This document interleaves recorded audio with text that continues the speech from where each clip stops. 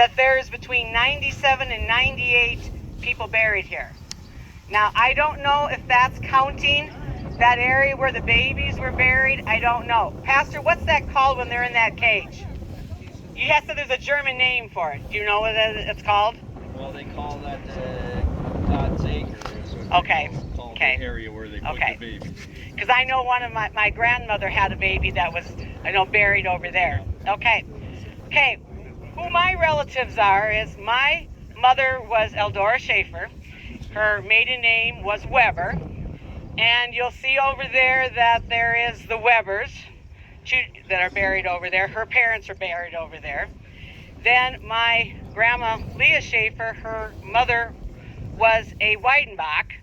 And so when you come down to it, when you go through most of this, we're somehow all related to everybody. And then my grandfather, Henry Schaefer, has a brother buried here. And there's some other Schaefers there. So when you, like I said, Roxanne on the other side, we've pretty much got most of them taken care of here. Okay, so the story I'm going to tell you, Pat, can I have that? The story I'm going to tell you about this church. First off, I don't know if you remember the church that was here before. Some of you do. That was a new one was built, and we have the picture that you can kind of see of it. It was built in 1922. The new one was built. Okay, the church that was here previously is the one I'm going to tell you this story about that my grandma tells about. Okay? So her parents were Guylup and Wilhelmina. And Wilhelmina was the Weidenbach, and Guylup was the Weber. Okay? They went to church here, and she writes this story that was published in a book in the 1980s by a church, and it's talking about the revival on the prairie. Now, Pastor can attest to it. There was people traveling in the Midwest that did these revival services, and Grandma talks about they came here. Either it was 1912 or 1913 is when they came. They came in the wintertime here, and they came to this church for 2 weeks to have services. Okay, so Leah talks about how she lived on the farm that is 1 1/4 miles from Highway 46, and they came to the German Congregational Petersburg church. That old church had a pot-belly stove in it, and she said it probably would hold about 100 people in it. They had kerosene lamps, and it was an old-fashioned wood-burning stove, she said. Okay, the story is called Revival on the Prairie. An evangelist came from Chicago for 2 weeks of gospel meetings. You may wonder why in the world they had it in the wintertime. Well, it was well before the time of cars, and they had workhorses. And so during the summertime, you work the workhorses. Wintertime, you don't, so you could take them out. And so she talks about how her father they would come there. The services would usually last 3 to 4 hours. And they had these wool blankets that they would cover all these horses up, while they were there. So, it says, when I came home from school, the first thing I saw that there was a big stone or brick warming in the oven to put in the sled. So they evidently had a sled that they pulled with the horses during the wintertime. This would keep the riders warm as the horses pulled them to church. This was zero weather, she says. When the horses got to the meeting, they had to work up quite a sweat and couldn't be left standing there in the cold. So Dad had these big, beautiful, warm coats that he put on them. When the meeting started, Leah was left at home with the school teacher for the first week, who boarded with them. Both sets of my grandparents, which would be the Webers and the Weidenbachs, had been praying fervently that their children would hear the word so that our church would really become a living church where people could pray, where people could witness, where there was life. One night, I woke up and heard something that didn't seem normal to me. Why would my mother be crying in the middle of the night? I got out of my little trundle bed and saw my mother kneeling by the bed. I had never seen her kneel when she prayed before. I knelt beside her and asked, "Mama, are you sick?"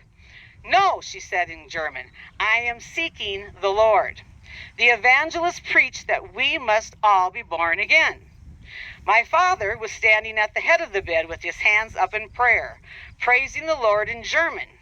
I can still see it so plain. He was so full of joy.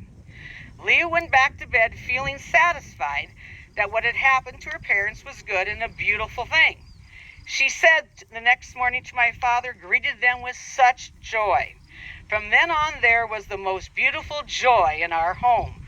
We had a good home before, always went to church, but now my parents had really come to know the Lord personally.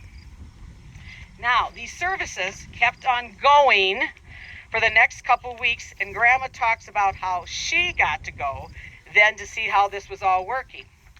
Now, little Leah wanted to go to the meetings to see what was happening too.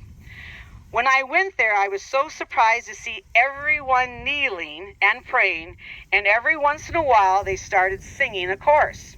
It was a small church that held maybe 125 people, and it was full, so they knelt right where they were to get right with God. I never heard such praying and singing, you see. It was a church that was now awakened. Some people today may say it was fanatic, but at a revival the word became real. The joy was real, and there were so many people finding Christ at that time. That was one of the most beautiful things.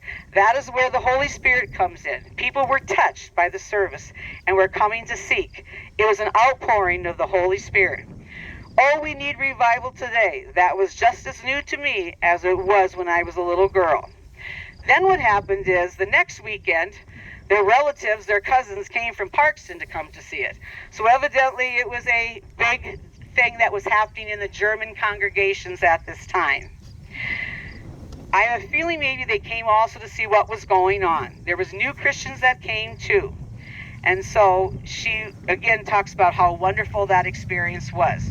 And again, Pastor talks about there is evidence in history that they were traveling in the Midwest.